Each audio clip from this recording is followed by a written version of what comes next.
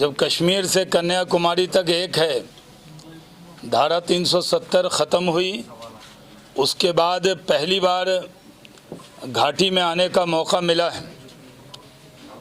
आबो हवा बदली बदली सी नज़र आती, बदले बदले से सरकार नज़र आते।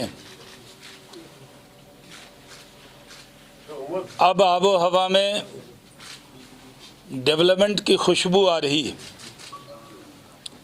यहाँ की आवाम की हमें फ़िक्र है। जम्मू कश्मीर की आवाम से भारतीय जनता पार्टी मोहब्बत करती है। हम चाहते हैं कि जिस तरह देश में डेवलपमेंट हो रहा है, जिस तरह आंध्र प्रदेश में, बिहार में, यूपी में, गुजरात में डेवलपमेंट हो रहा है, उसी तरह का विकास और डेवलपमेंट, तरक्की जम्मू कश्मीर के लोगों का भी हक है। जम्मू कश्मीर के अवाम का हक है, उनका ये राइट है और हमारे लिए फरीज़ा है कि हम डेवलपमेंट करें। जम्मू कश्मीर की आवाम को डेवलपमेंट से कोई रोक नहीं सकता। पहले जो हुकूमत रही है वो सिर्फ अपना और अपने परिवार का। पहले एनसी और पीडीपी के नेताओं से पूछा जाता था कि आपने क्या डेवलपमेंट किया, तो उन्होंने कहा देखिए हमारे रिश्तेदारों का कितना बड़ा बड़ा मकान है, हमारे बच्चे कितनी तरक्की कर रहे हैं, हम मुख्यमंत्री थे, हमारे बच्चे भी हो गए हैं। लेकिन किसी गरीब के कश्मीरी बच्चों की फ़िक्र उन्होंने नहीं की। वो ये मानते हैं कि अपने फैमिली का और अपने परिवार का, अपने रिश्तेदारों का भला करना कश्मीर का भला हो गया। हम परिवारवाद के ख़िलाफ़ लोग हैं। हमने बिहार में चुनाव लड़ा, एक भी नेता के बेटा बेटी को टिकट नहीं दिया। मैं भारतीय जनता पार्टी का जो पार्लियामेंट्री बोर्ड है, सेंट्रल इलेक्शन कमेटी जो उम्मीदवार तय करता है, उसके अंदर भी मैं सदस्य हूँ, जो 10 लोगों की कमेटी। और मैंने देखा है कि हम परिवारवाद के ख़िलाफ़ हैं।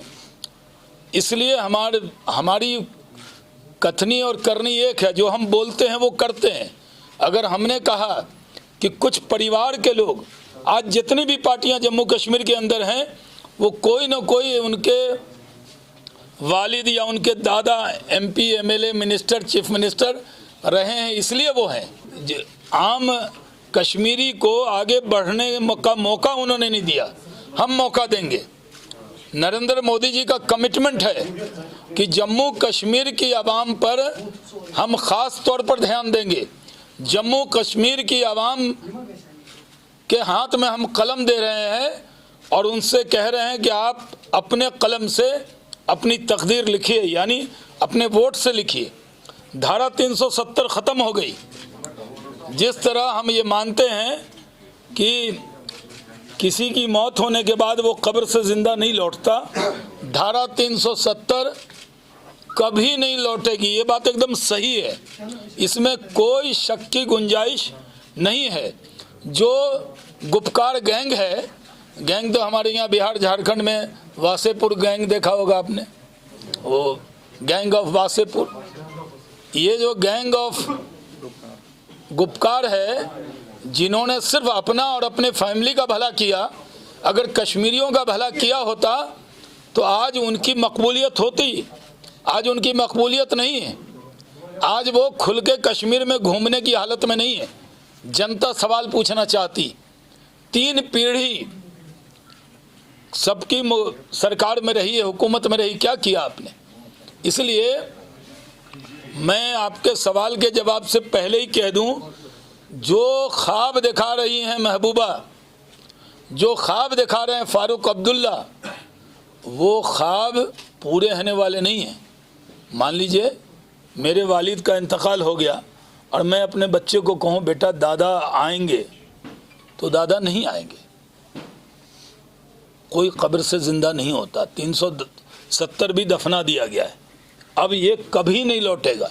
इसलिए जम्मू कश्मीर के नौजवानों से कहता हूँ, जो लोग आपको ये पहले तो कहते थे 370 को कोई छू नहीं सकता, 35A को छू नहीं सकता, कोई तिरंगा उठाने वाला नहीं मिलेगा। आज माशाअल्लाह भारत का तिरंगा शौक से कश्मीर के लोग उठा रहे हैं। इसलिए मैं कहता हूं कि अब ये लोग पहले कहते थे कि हम 370 को बचाएंगे, उस पर लोगों को गुमराह करते थे। अब ये लोग गुमराह कर रहे हैं लोगों को कि हम 370 वापस लाएंगे।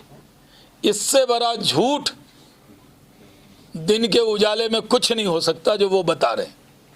हम यहाँ लोकल बॉडी का जो चुनाव है उसमें चुनाव लड़ रहे हैं और जम्मू कश्मीर में अनुराग ठाकुर जी प्रभारी हैं तरुण चुनाव के।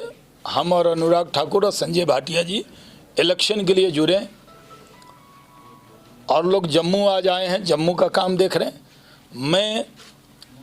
मेरे जिम्मे घाटी की जिम्मेदारी है एज ए इलेक्शन इंचार्ज इन घाटी, मतलब कश्मीर वैली का।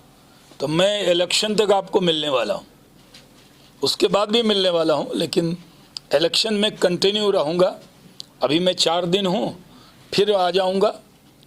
मैंने कहा थोड़ा देख लूँ, मिल लूँ। फिर मुझे कितना कश्मीर से लगाव है, मैं पटना नहीं जा पाया ओथ में, लेकिन मैं श्रीनगर आ गया हूँ, क्योंकि जितना मैं अपने बिहार से प्यार करता हूँ उतना ही जम्मू कश्मीर के लोगों से प्यार करता हूँ।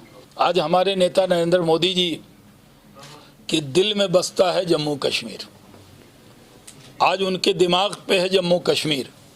वो उनकी जिद है जम्मू कश्मीर को संवारने की। नरेंद्र मोदी जी की जिद है जम्मू कश्मीर में डेवलपमेंट लाने की। नरेंद्र मोदी जी की जिद है आपको रोजगार दिलाने की। और जम्मू कश्मीर एक ऐसा इलाका है जो सिर्फ कश्मीर के जवान को, जम्मू के जवान को ही रोजगार नहीं दे सकता, बल्कि पूरे दुनिया का टूरिज्म का हब बन सकता है। लेकिन टूरिज्म की जगह लोगों ने थोपा टेररिज्म। अब टेररिज्म का दौर ख़त्म हो गया, टूरिज्म का दौर शुरू हुआ है। मेरी आपके ज़रिए उन सब जम्मू कश्मीर वासियों से अपील है कि आप डेवलपमेंट के लिए, आपने सबको आजमाया, अब डेवलपमेंट के लिए भारतीय जनता पार्टी को आजमाइए। हम पूरी तरह आपकी उम्मीदों पर इंशाअल्लाह खड़े उतरेंगे और सबका साथ, सबका विकास, सबका विश्वास, सबको साथ लेकर चलेंगे। हिंदुस्तान में जैसे आज सब जगह अमन अमान है, कहीं कर्फ्यू नहीं है, कहीं दंगा नहीं है, कहीं फसाद नहीं है। 1-2 घटना जो होती है कहीं दिख जाती होगी कभी कभी टीवी पे, वो कुछ समाज के अनासिर हर जगह होते हैं जो समाज को बदनाम करते हैं, मुल्क को बदनाम करते हैं। लेकिन हमारी जिम्मेदारी है इस मुल्क में किसी भी ज़ात मज़हब के मानने वाले हों, उनकी फ़िक्र करना नरेंद्र मोदी जी अपनी जिम्मेदारी मानते हैं। और अटल बिहारी वाजपेयी जी की तरह अब जम्मू कश्मीर के लोग भी नरेंद्र मोदी जी से बहुत प्यार करते हैं, बहुत मोहब्बत करते हैं। उसका नज़ारा हमने देखा है कि यहाँ लेफ्टिनेंट गवर्नर आए हैं, डेवलपमेंट मनोज सिन्हा जी बेहतरीन डेवलपमेंट का काम कर रहे हैं। पूरी तरह सरकार की भी कैपेबिलिटी का सवाल है कि हमने जो वादा आपसे किया कि डेवलपमेंट करके दिखाएंगे, डेवलपमेंट करना नरेंद्र मोदी की जिद है और उस जिद पर हम पूरी तरह खड़े उतरेंगे।